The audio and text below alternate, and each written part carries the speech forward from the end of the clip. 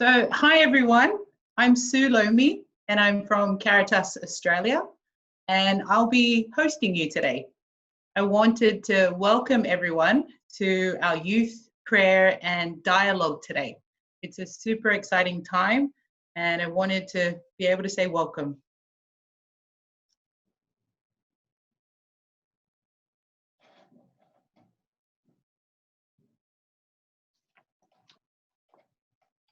We'd like to just share a few words. Before this, we wanted to, as we're welcoming and continuing to welcome people, we wanted to quickly call out to all the countries to say, just a show of your hands for all the places that are joining us today.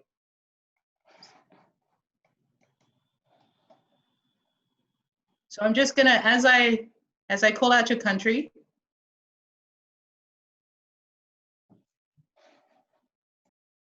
just gonna give us a quick wave after Bernard.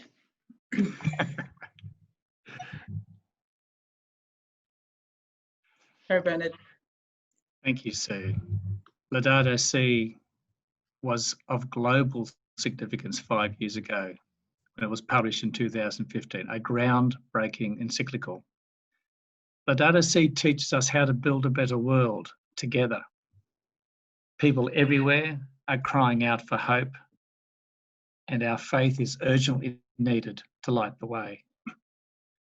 So interestingly enough, the title comes from St. Francis of Assisi's canticle, Laudato Si, mi Signor, or praise be to you, my Lord.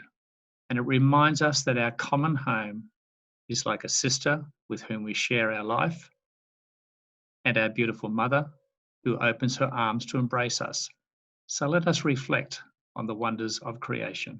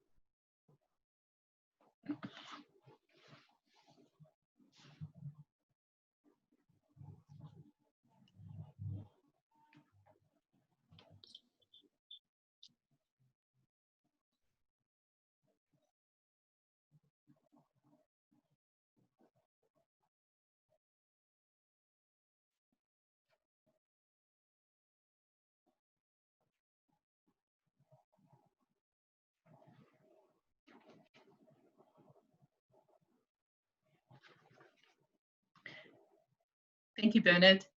I just wanted to welcome everyone again and be able to give rise and acknowledge those who kind of gotten up out of bed early to be here, those who are giving up their time in the afternoon and in the evening around the world to be present here today. So as I call out your country, would you kindly just give us a wave to say hi? So I'd like to shout out to Australia, Shan, Layla, Emily, Ashley, Palace, Louise, and Alyssa, and all others who are joining us, all students from Australia, and those from Caritas, and those who've registered to be here today. Welcome. I wanted to turn to our brothers and sisters in the Pacific. These are my people from Tonga, Maloelele from the Kingdom of Tonga. So away from Akesiu, James, and Maria Losa. And to our brethren in Samoa, Talofa, we have Lawatea, who's fondly known as Tea. And from New Zealand, Aotearoa, we have Dewey. Shout out to Dewey.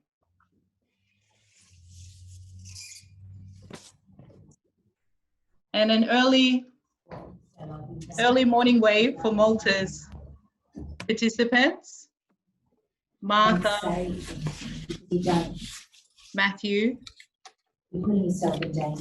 Maria, and Andre. Show your hand.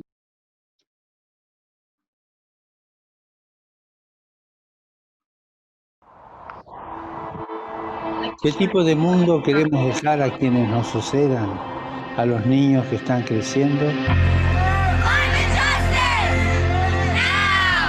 Motivado por esta pregunta, quisiera invitarlos a participar en la Semana Laudato Si, del 16 al 24 de mayo del 2020.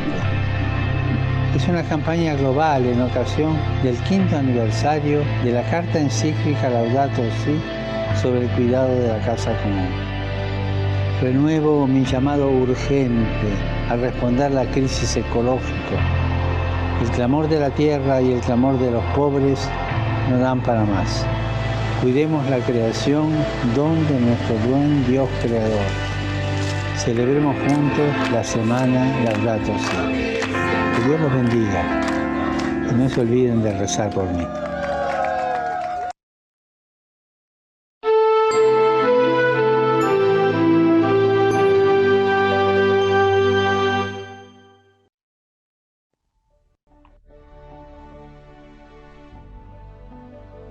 My dear friends, thank you for being part of this meeting today. I wish to acknowledge your presence, including our youth, our religious members, and people calling in from outside of Australia. 5 years ago, Pope Francis issued Laudato Si. That encyclical on the environment called for an ecological conversion, meaning a deep communion with all things that surround us. In that prophetic document, we have a blueprint for a sustainable future that is based on respect and love for this beautiful planet. The encyclical is offered to us as a timely reminder that we humans are part of the interconnected cosmic web of creation, and we need to live in harmony with it. Today, we are also challenged to move beyond all patterns of living and behavior, both individually and collectively. In the light of the ecological crisis that demands a conversion of heart and a change of lifestyle, we must have the courage to align ourselves with God's plan for the whole world. Only by acting in the best interests of the environment, of the poor, and of future generations can we save this planet from devastation. We cannot continue business as usual and neglect the poor, the afflicted, and the ailing planet. The consequences can only be destructive.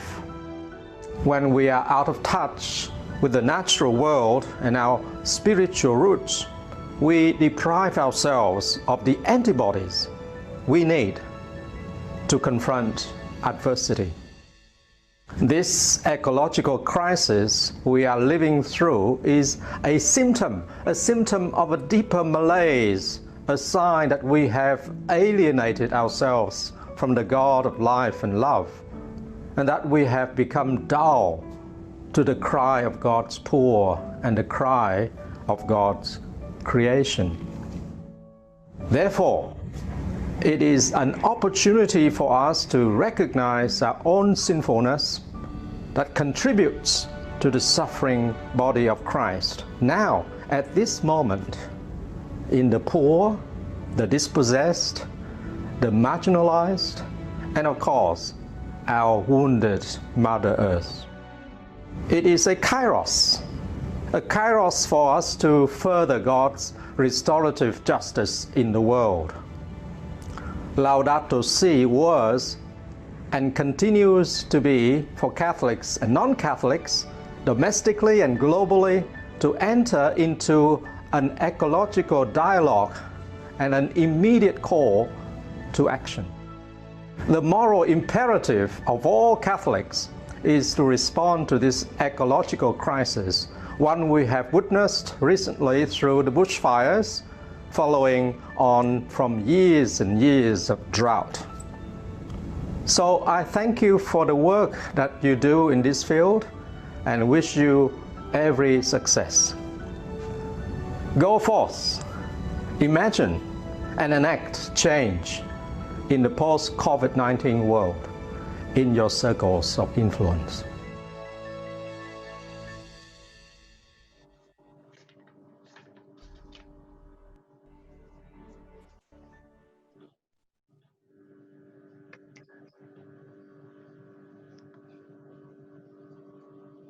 We're going to have our international sharing from the participants from different parts of the world, and we'd like to begin with Australia. Hello everyone, my name is Palace. I would like to begin by acknowledging the traditional owners of country throughout Australia and recognise their continuing connection to land, waters and culture. We pay our respects to their elders past, present and emerging.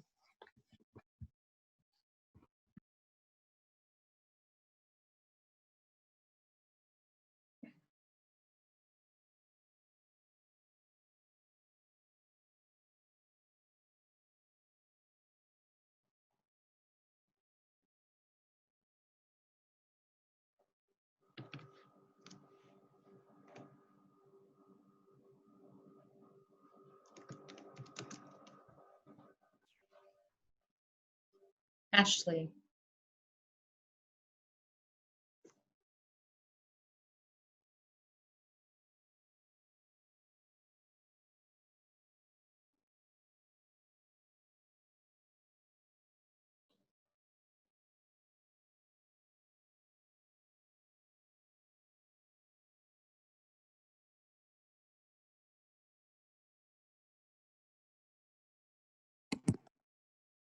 We might move on to Great Barrier Reef with Emily, and then we'll see if we can try and get Ashley back. Hi everyone, I'm Emily.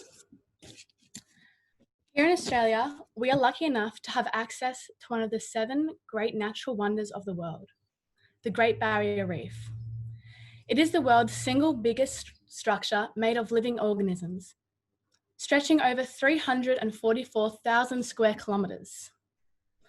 Our reef is home to many of Australia's amazing sea life, such as fish, corals, marine turtles, whales, dolphins, and seabirds. Sadly, due to excessive tourism, overfishing, and global warming, our vulnerable sea life have suffered the detrimental impacts from being under a constant strain to uphold the ecosystem. As a result, 54% of our beautiful coral has been stripped of its vibrant colours through coral bleaching. But there is still hope for our reef. The Queensland Government is protecting the Great Barrier Reef through 2 environmental initiatives, the plastic bag ban and the container refund scheme. However, there is still more work to be done to preserve and protect our Great Barrier Reef and the biodiversity within it. Hi everyone, I'm Ashley. Water is an important element for life. It is what makes our food grow, what keeps our plants alive, and what keeps us clean and nourished. The impact of drought is therefore substantial, as it disrupts all levels of Australian society within economic, environmental, and social aspects. So what is drought and what causes it? Drought is a result of significant decline in rainfall. The severity of the drought is further increased by higher temperatures. Scientists recognise climate change to be a significant factor which has worsened drought conditions in Australia. The recent 2016 to 2019 drought had a detrimental effect on farmers across the country, as farmers face the pressures of rising costs in running their farms to supply their animal feed and water, whilst others invested more money into irrigation for destroyed crops. This has a domino effect on the rest of society, as Australians depend on farmers for grown products. Increasing pressures on farmers evoked individuals to face psychological impacts, such as anxiety and depression. The government's response to drought was to place water restrictions across the states in urban and rural communities, limiting how and when residents and businesses use drinking water outdoors. Now, a relatively recent increase in rainfall has relieved some farmers across the country, as dams are filling with water and crops are starting to regrow. However, this hasn't been the case for all, as some drought-affected areas still depend on nearby towns for their water supply, and therefore continue to face the detrimental impacts of the drought.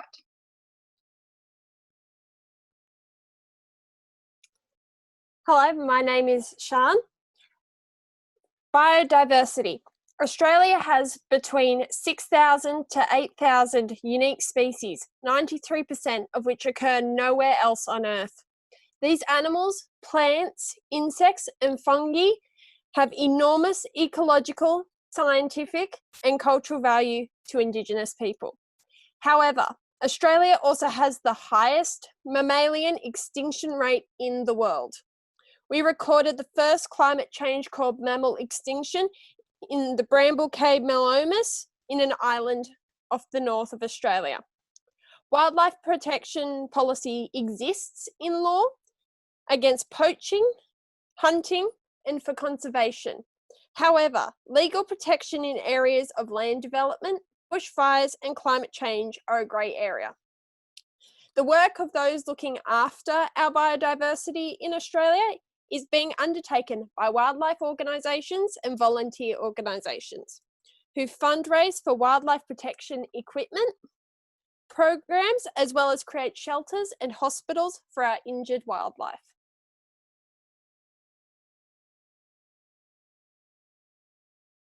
Hello everyone, my name is Leela. As many of you may have heard, from September 2019 to March of 2020, Australia experienced the worst bushfire crisis in recorded history. Bushfire season has always been worrisome, but because of severe drought and warmer climates, these bushfires burnt 18.6 million hectares of land, which is larger than 35 million football fields. 1 billion animals were killed. 34 people tragically lost their lives and 5,900 buildings were destroyed. I was lucky enough to be safe from the fires themselves. However, I could collect the blackened gum tree leaves that blew into my garden from kilometers away. There was times when ash fell like rain from the sky, which was dyed permanently orange. There were weeks where I couldn't leave my house because of the terrible air quality, which was 23 times worse than the lowest hazardous rating, costing 31 asthmatic people their lives. This crisis was a direct consequence of climate change, and while it received a lot of global coverage at the time, this sudden health pandemic has very much caused Australians to forget about the fires that rampaged our country just mere months ago. I'd like to formally welcome and thank you all for being here. It is rare that so many countries can come together at once in discussion and unity about an issue that we all face. I speak on behalf of Australia when I say I'm looking forward to hearing all of your experiences and broadening my perspective on the impacts of this environmental emergency. Thank you to our Australian participants for their contribution and sharing. We now turn to our brothers and sisters in the Kingdom of Tonga, and I'd like to invite Akesil to share with us. Malolele Eri. As you know, Tonga is the second most vulnerable country in the world, and climate change is a global issue. And Tonga are worried what the future might bring to our kingdom. We are highly concerned about the serious impacts of climate change, climate variability, and sea level rise. And we believe Tonga will be among the first to suffer from this impact due to its geographical, ecological, and socio-economic characteristics. Tonga has two seasons, the hot, wet season from November to April and the dry season from May to October, which is the summertime known as the cyclone season. So the historical and observed climatic trends for Tonga include temperature, rainfall, sea level rise, and tropical cyclone. Recently, there's a similar trend of increasing temperatures was observed in all the main islands of Tonga, which causes cyclones, rainfall, heavy rainfall, and sea level rise and flooding in Tonga. The average number of tropical cyclones to affect Tonga in a season is between 1 and 2. But lately, tropical cyclones have become more intense than historical records of cyclone occurrence. From 1970 to 2015, there has been 73 cyclones in Tonga, and are rarely to reach to a category 4 or category 5. But in 2018, Tonga has a tropical cyclone Kida, category 4. And in 2020, this year in April, we experienced tropical cyclone Harold, category 5. Disaster is an effect of climate change. So in the picture, that is one of the best resort from tropical cyclones in Tonga, where in the coastal area that has been taken before and after tropical cyclone in Tonga this year. Even though there were no reported deaths, but a number of houses were damaged and coastal areas were inundated, affecting wharves and coastal roads.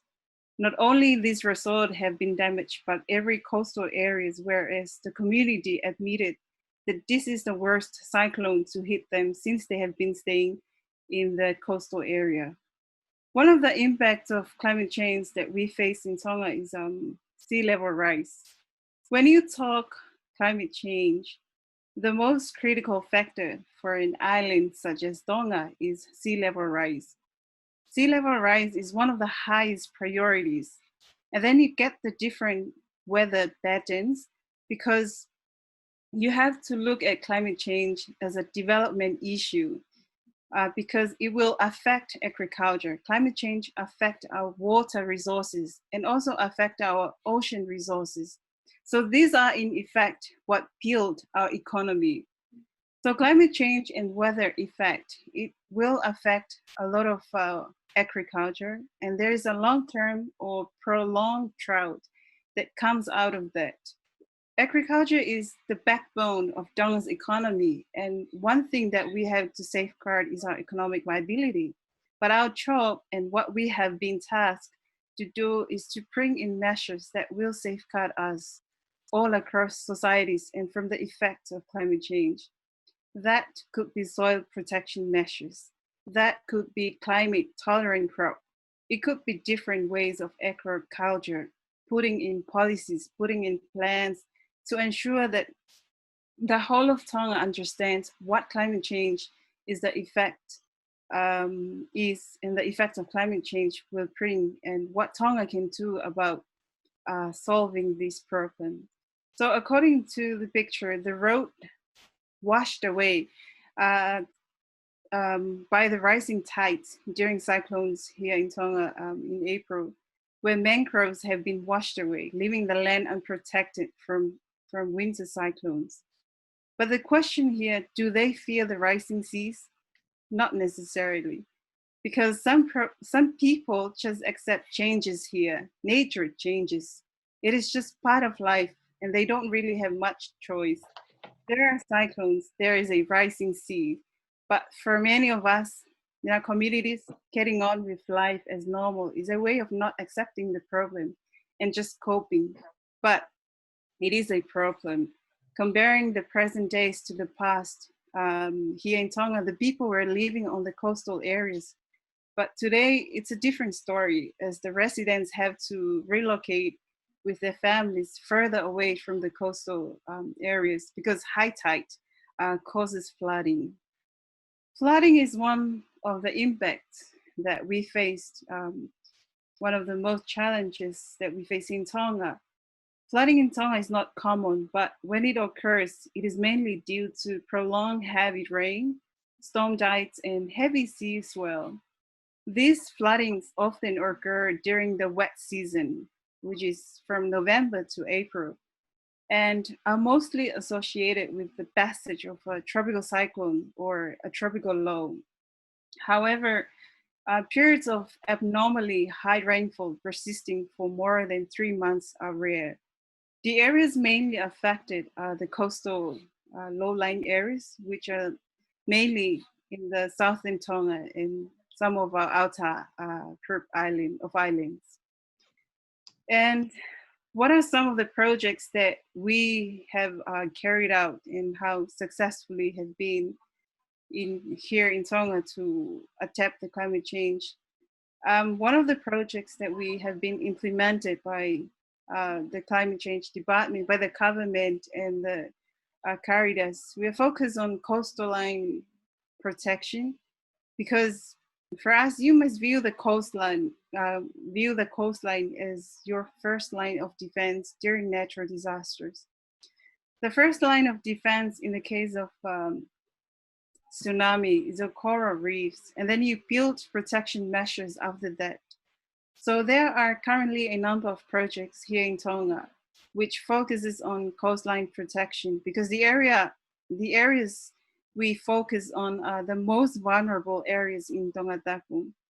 In moving the project forward, we saw that we were dealing with the same issues, which were coastline protection as well as water sources. In the west part of Tonga Tapu, the largest issue was water. So because of the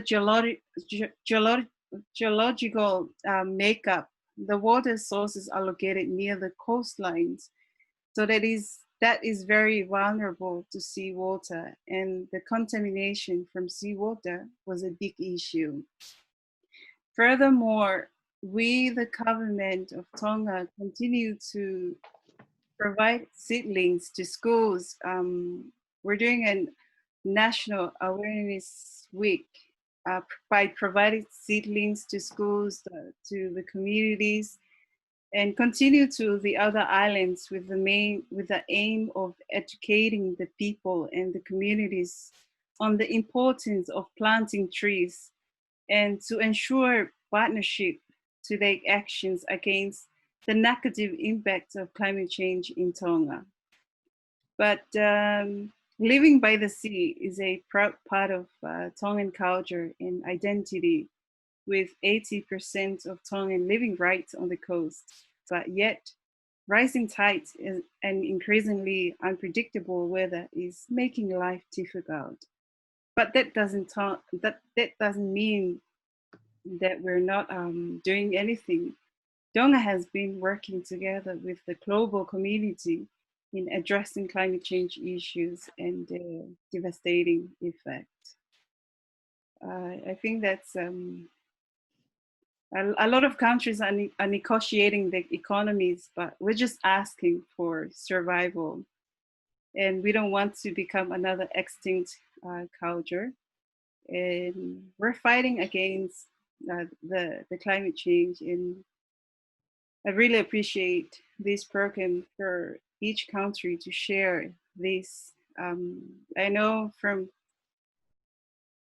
that we haven't got the size or the money, but we are suffering the most. Thank you. Thank you, Akisiu. And thank you to your counterparts there who have helped you prepare this wonderful explanation of what's going on in Tonga. I'd like to now turn to our brother in Samoa, Lautea, for him to share what's going on there in Samoa. Thank you. Salafalawa from Samoa.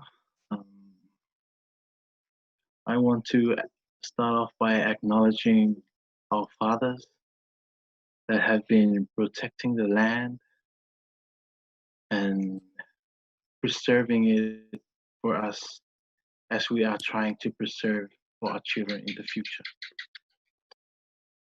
For years, we have been exploiting and abusing, profiting from Mother Nature, from Mother Earth. We try to gain more, to gain profit. As we all know, there are mining, construction systems, infrastructure, and everything that we do to gain more money. Unfortunately, these activities that we do are not very healthy for Mother Nature. We make greenhouse gases. These greenhouse gases are breaking down the ozone layer, as we all know. They are melting the northern and southern poles, causing sea level to rise. And not all of us are experiencing that.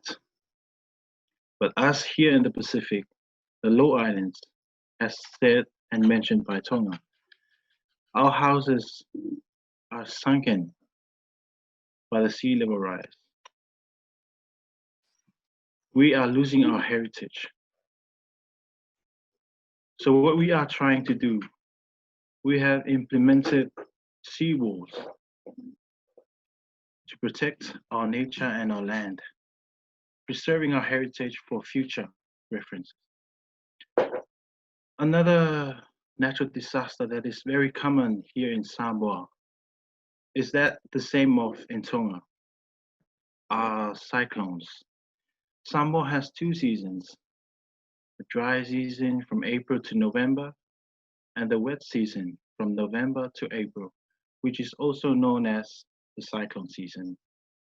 In 2009, Samoa was hit by tsunami. Most of the southern part of Samoa, the island of Upolu, have been very vulnerable. We haven't actually built any seawalls there at that time. So many lives were lost, 14. Houses, food, water depletion, and decline in biodiversity. Because of this, we seek the help of our international friends, Australia, New Zealand, and other parts of the world. So then we were funded the resources that we needed to rebuild. As you see in the photos, now we had first-hand experience, not only tsunamis, but cyclones. So we tried to raise the level and bar of the required strength needed by our infrastructure to stand these very strong natural disasters and not be vulnerable in the future. Because of cyclones, it led to water depletion. And as mentioned earlier, water is life and water is very important. Therefore, we carried out projects sharing water tanks to all the families in the southern and near the coastal lines of Samoa. There that we can try to save more fresh water for use. Instead of buying and using gas from exports, we try and adopt the biogas projects as we try to inspire many families to use the biogas projects, which is using the waste from the pigs, and eventually it will turn to the gas that we need to supplement our mobile gas and the gas that we use for our ovens. Nowadays, our Mother Earth is very hurt, and that we are trying to do our best to save it. So the government have been inspiring people to, instead of selling plants, they are now giving it away hundreds of plants for free, so that we can try and heal Earth. And I cannot emphasize more that how everything is interconnected. Because of our selfishness, we try to keep the animals together. Therefore, it led to this very unfortunate time of COVID-19. And I want to end by quoting what Pope Francis had said in Laudato Si, that we are faced not with two separate crises, one environmental and the other social, but one complex crisis, which is both social and environmental. Gracias. Whawhitai Lautea for that heartfelt sharing. I'd like to cross over now to Dewey in New Zealand. Kia ora. Magandang gabi, or magandang umaga to our Maltese friends.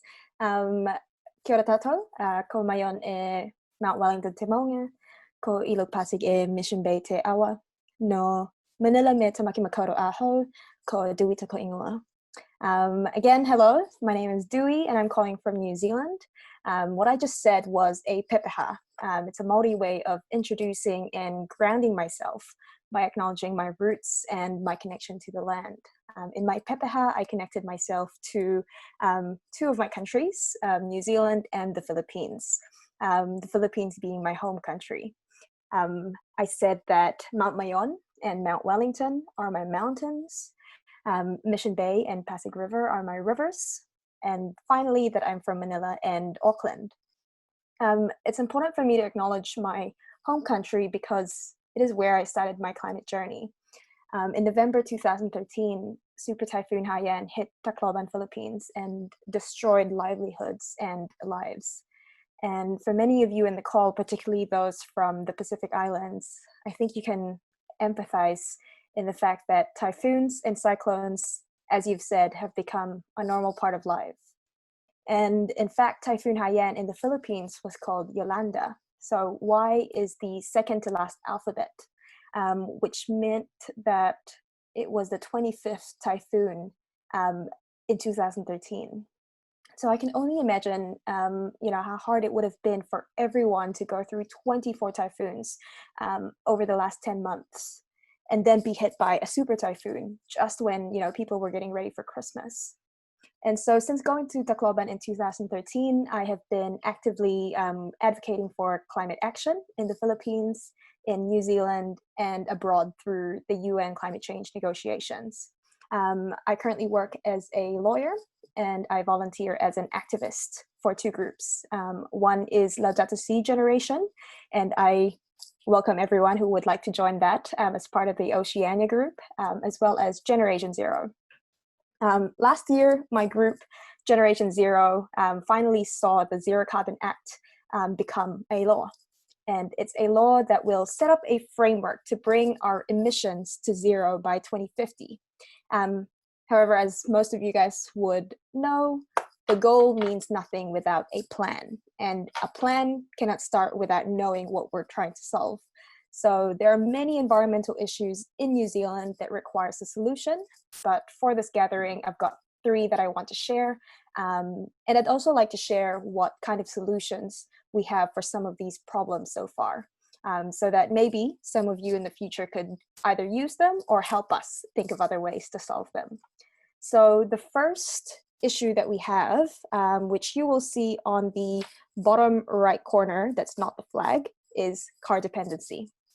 So New Zealand is a pretty small country, and yet we cannot seem to connect the major cities together through reliable transport. We only have 5 million people living here in New Zealand, and yet there are 5.4 million cars. And that is valid as of the 29th of February, 2020. We're so reliant on cars in New Zealand that to get from one city to the next, your only option would be to drive for hours or to ride a plane.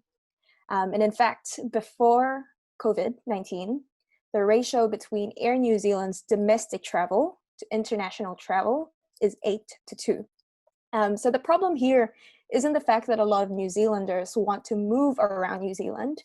The problem is that we don't have a long-term low carbon transport planning.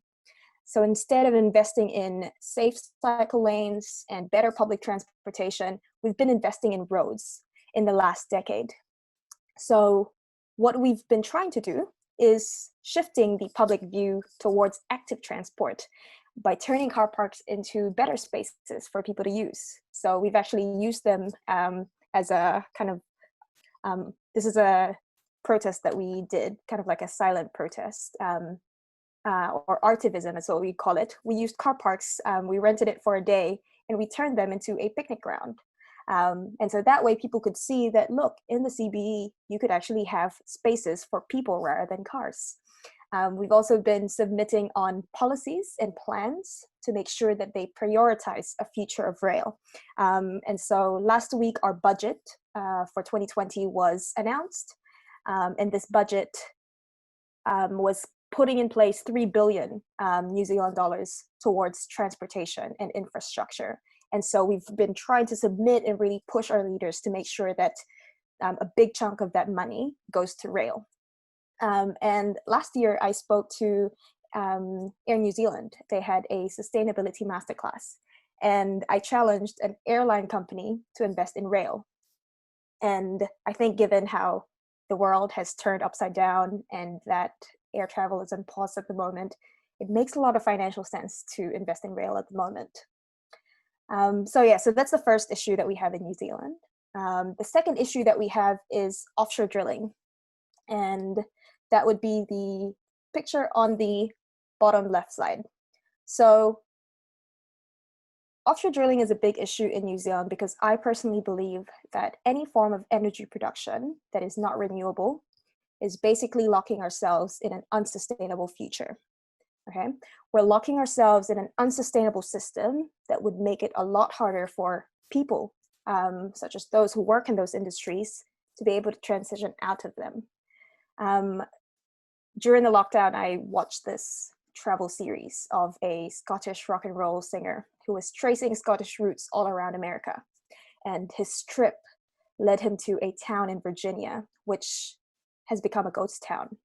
And the old guy who he was speaking to said that the town used to be booming, right? People got rich easily because of the coal mine, and being a coal miner was essentially being like a hero in that town because they had to go into the mines and risk their lives. And so if they come out, they're like, you know, the best. But given that coal is not renewable, over time, the mines dried out and there were no more money to be made in that little town. And so his interview around the town ended up with him looking through all of the shops that were closed, and the old man saying that the last school in that town had to close because no young people want to actually live in that town anymore. So offshore drilling in New Zealand is like that, right? The same as coal mining in Australia and many other countries, and even the Philippines. In the short term, there are a number of jobs that it will create, and it will seem like a winning strategy. But in the long term, if you take into account the emissions and the fact that people who rely on it for jobs would eventually be unemployed, it's definitely not worth it. So a solution that the community and the government led was actually quite fantastic. The local iwi. Miss. Hello? Hi. Hello, Sandra. I'm just talking about offshore drilling. Is that your cliff children?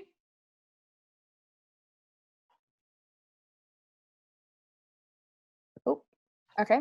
Is that my cliff children?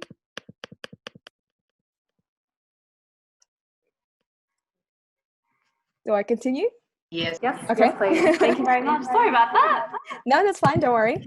Where was I? I was talking about the solution. So the solution that the community and the government created was pretty cool. The Maori people, the local iwi, they canoed out to the sea, and they told the oil speculators they were not welcomed. Campaigners all around New Zealand also went down to the town called Taranaki to shut down the oil conferences, and they protested against the oil rigs being created. And finally, the government, as of last year, they passed an amendment to the law to ban offshore drilling.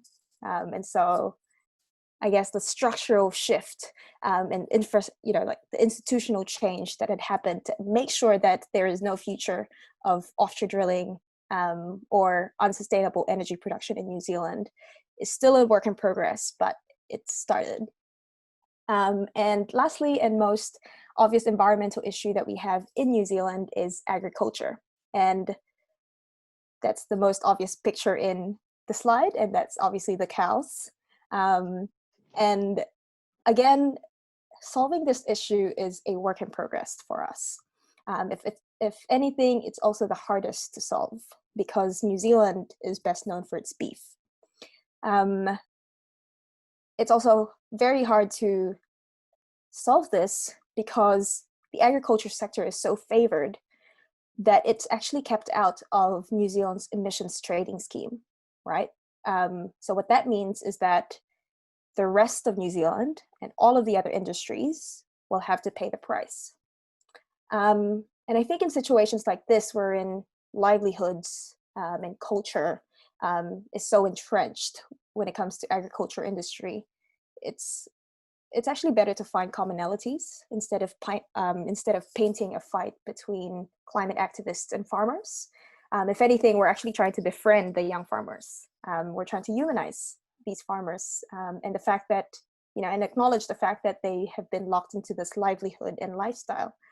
So our focus is to build relationships with them and connect with them and challenge them to start thinking about the future of their farms, especially if the demand for agricultural products all around the world start to decline. So we're also beginning to think about what farmlands could be used for. So obviously there's the 1 billion trees initiative in New Zealand, which is still ongoing. So I think in totality, a lot of people view New Zealand as a clean, green country. And to some extent they are right. But if we focus on the numbers, it's quite obvious that we have a lot of work to do. New Zealand is the fifth largest emitter in the OECD world. And for a country of 5 million people, we rank 21 in terms of the biggest contribution to climate change in the world. And that's very shocking and also very disappointing. Disappointing both as a Kiwi and as a Filipino. It's disappointing because my Filipino brothers and sisters, as well as our Pacifica neighbors, contribute the least, and yet they experience the worst impacts of climate change. I think that if we truly want to pursue climate justice and live Laudato Si, the first thing we need to do is to hear the cries of the earth and the cries of the poor, as what Pope Francis said. The first thing we need to do is acknowledge what they have suffered and what they will continue to suffer, right? We heard Akisio say that in Tonga, their kingdom and land is at stake, and yet they're not the ones who are contributing to climate change. And from what I heard from Lauatea, their solutions are focused on adaptation, right? Adapting to the cyclones that are happening and the sea level rise, and that they look to their neighbors, such as New Zealand and Australia, for funding. But mostly they look to us to actually mitigate climate change.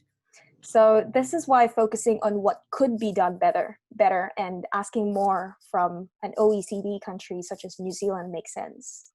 Because New Zealand can take the lead, right? New Zealand and Australia can do more. And New Zealand has the ability to do so. We just need to actually want to do it. And that will only start, in my opinion, if young people urge structural change. It will only happen if we start caring about what's not good enough and what's unacceptable.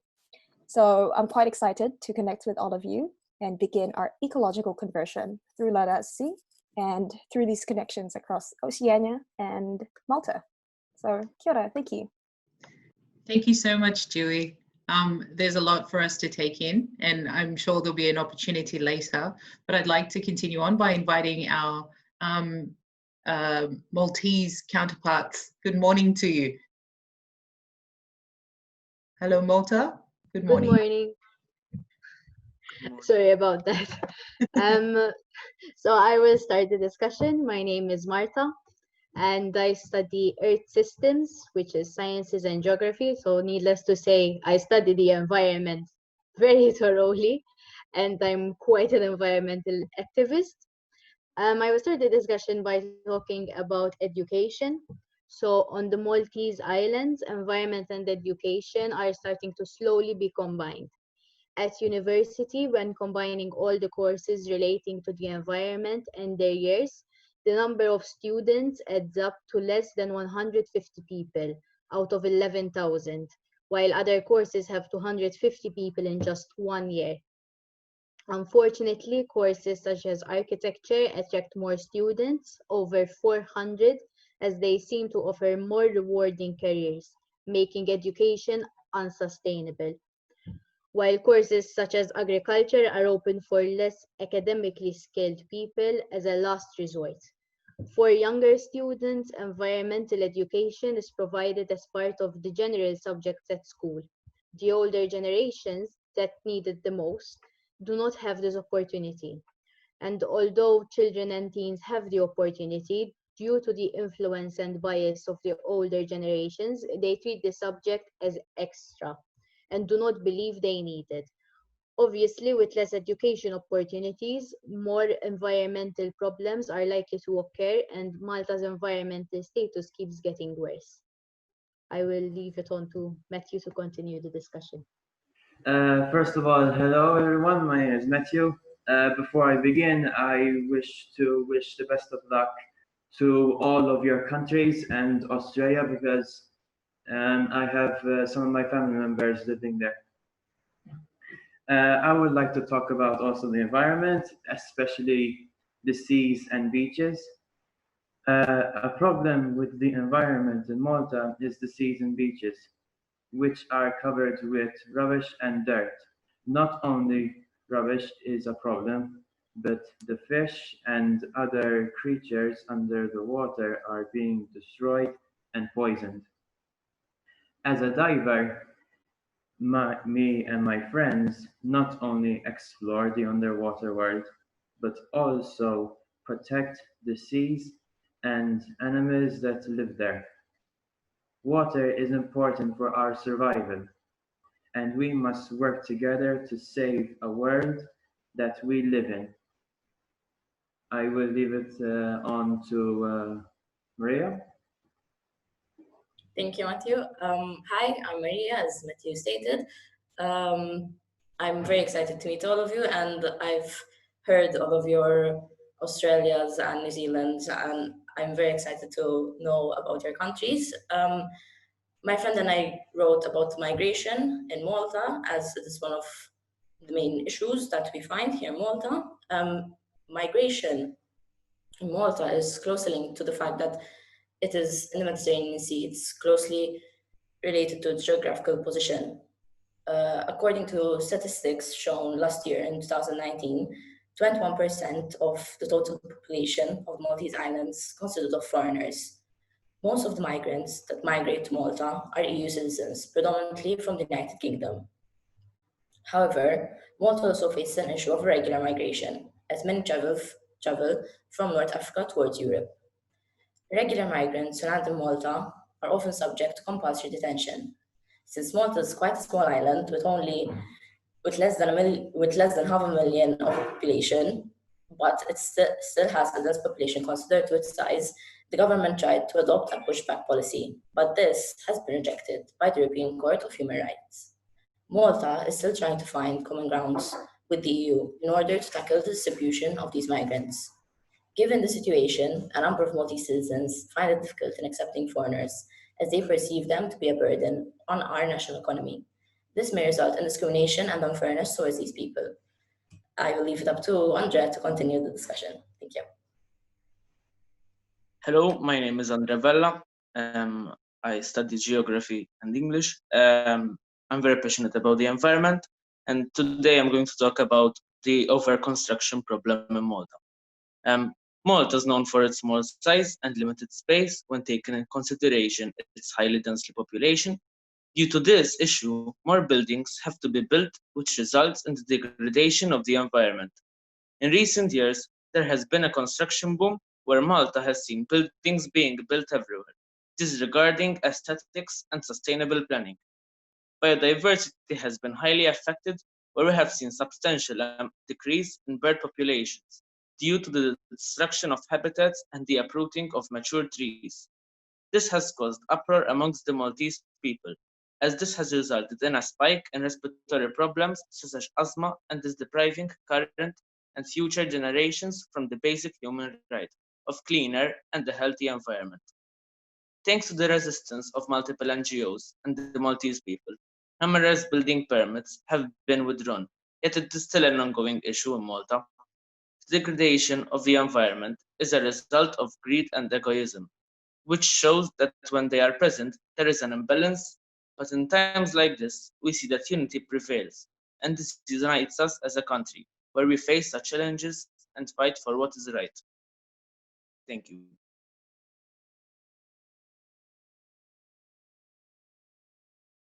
Thank you to Andre, Maria, Matthew, and Martha for your contribution. Before we continue, I wanted to have a brief moment of pause because we've listened and heard and received a lot. And I think we've heard of the devastation, the hardships, the challenges. And we wanted to take this moment to spend a few minutes in reflection by listening to this song. The lyrics are on the video. Perhaps let's all take a moment to answer how we're being challenged and to see what is possible.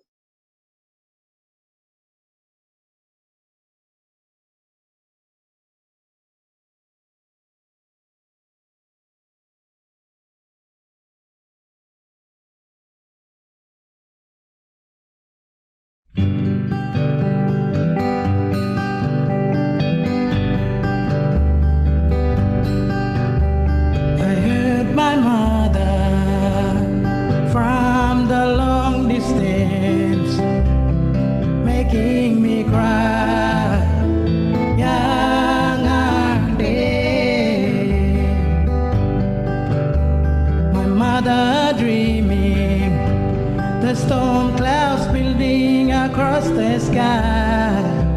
Whoa, Morion Wangapan. The place was changing for the new season. Yambarton Navalyo Wiripanguya.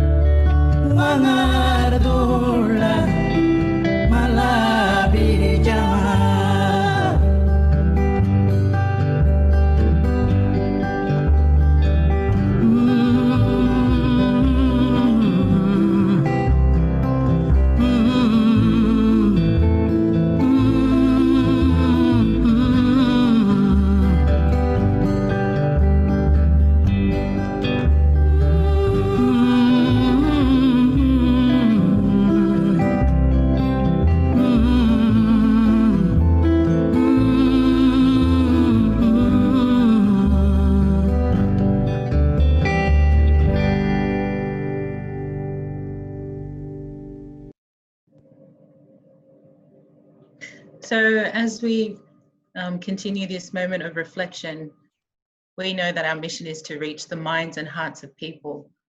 And we ask ourselves, how are we going to respond? Let's begin with prayer. Here, as you can see, we have the Laudato Si prayer. I'd like to invite everyone, if you would kindly, if you haven't already got your microphone on mute, would you please mute the microphone, because I would love you to pray along with me. I will lead the prayer. And I'll just read it, pray the prayer very slowly. But if everyone could mute their microphones and we pray together. So if you could mute your microphones. Let us pray. Loving God, creator of heaven and earth and all that is in them, you created us in your own image and made us stewards of all your creation. You blessed us with the sun, water, and bountiful land so that all might be nourished. Open our minds and touch our hearts so that we may attend to your gift of creation. Help us to be conscious that our common home belongs not only to us, but to all of your creatures and to all future generations. And that is our responsibility to preserve it. May we help each person secure the food and resources that they may need. Be present to those in need in these trying times, especially the poorest and those most at risk of being left behind. Transform our fear and feelings of isolation into hope and fraternity so that we may experience a true conversion of the heart. Help us to show creative solidarity in addressing the consequences of this global pandemic.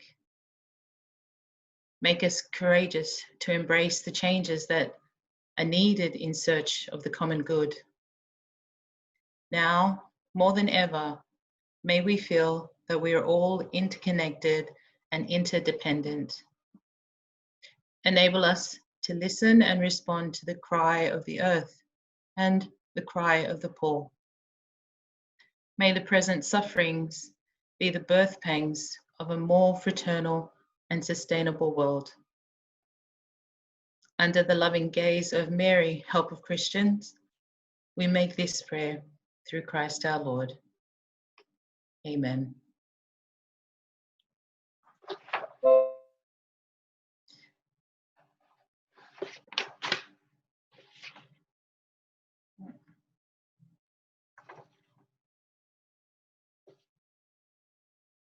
We encourage each of you to continue to engage with great enthusiasm and passion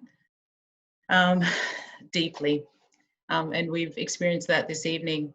Let us consider the challenge and of how we will act and protect creation and continue Christ's mission, building the reign of God.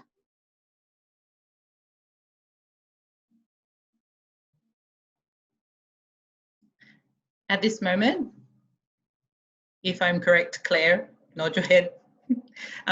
We'd like to invite people, if they wish to stay online for a bigger dialogue, we'd like you to continue to stay on. I'm going to just pass over to, I'm just going to ask each country just to give a minute to each country to share their thoughts and experience and hopes following this conversation that we had. So I think we're going to go over to Australia, to Alyssa. Hello. As I say, it has been really incredibly astonishing to hear from everyone around the world, and really disheartening to hear about the air quality, the offshore drilling, the rising sea levels, and all the other horrible climate change issues.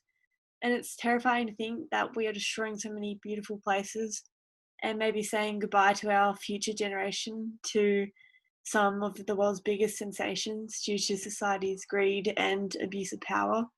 but I'm really glad that we are all here today to share, and as we now can work together to really battle against climate change.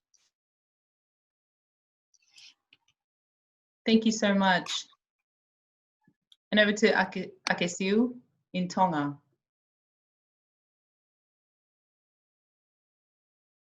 Thank you, Sui.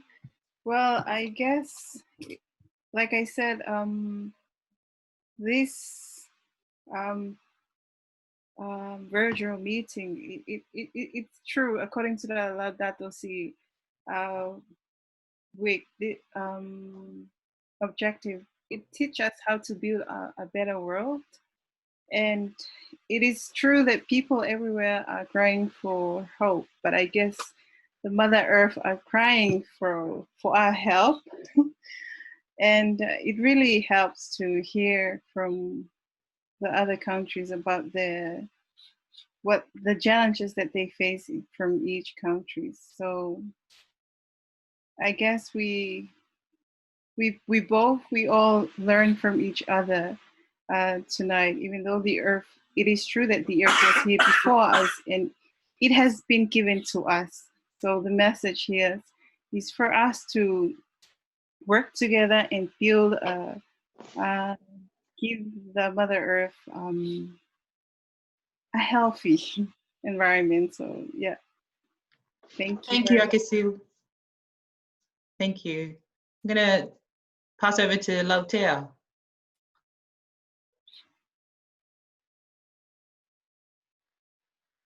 Thank you, Sue. It is a privilege to be in this discussion as we are all sharing what we are seeing from different angles of the world, and hearing this song, the reflection song, it is very mesmerizing, and thank you for that. It reminds us that everything is connected to the earth. And while we are trying to keep the animals and profiting for ourselves, we are hurting not only ourselves, but also the earth, and that we should work together to preserve these very important factors of life. Thank you. Thank you, Lautea. Dewey. I knew you were going to call on me, so I was trying to think about other things that, you know, the beautiful people have already said. I really echo what Lautea said, particularly about the reflection song. And I think if there's one thing that I am coming away with, it's an appreciation for Laudato Si. You know, it's its 5th anniversary, and yet I feel like I'm still struck by all the things that I don't quite understand or don't know about it. And I think that for a lot of the young people and young at heart people in this call, there's always that challenge for all of us to understand it better. And so I wish to go through that, I guess, ecological conversion and journey with all of you guys. So thank you, Catholic Earth Care, for putting this on. Thank you, Dewey. I'm going to pass on to one of our friends from Malta, Martha, Matthew, Maria, Andre, one of you guys, whoever, if you'd like to share something. First of all, I would like to thank everyone for participating in this, and even our friends in Malta. Yeah, I think this proves that to me and us that we're not only dealing with the situation alone. There are other countries that are suffering from all of this, from the fires and rubbish and all that. Sorry. And the song that we were singing, just like lifted up my spirits a bit. In fact, I almost felt like crying as well, because this. I'm sorry. Are you okay, Matthew? Okay, thanks. Breathe. I think it also proves that that even though that darkness might grow, light will always appear in the end of the tunnel of darkness. And also that we can also work together, even as humans, that we not only have the power to create darkness, but also we have the power to change the world and create a better place. So, Thank you so much, Matthew.